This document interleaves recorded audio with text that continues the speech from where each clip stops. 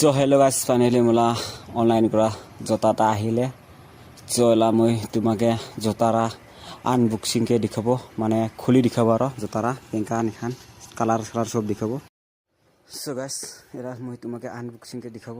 So প্ৰথমতে চাই যে মোলা নাম আছে অক্ষয় হাজং, তারপরে টেসেরো দিবা এড্রেস সেলসিলা রোড রাজাবলা মেঘালয় পিনকোড যে আপনার পিনকোড নাম্বার আছে সব আছে আর প্রাইসটা আছে।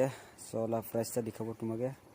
তো প্রাইসটা এদিকে আছে, কত আসছিল রে প্রাইসটা, মোটামুটি 510 না কত আসছিল, তো এইটা হয় 510 প্রাইসটা।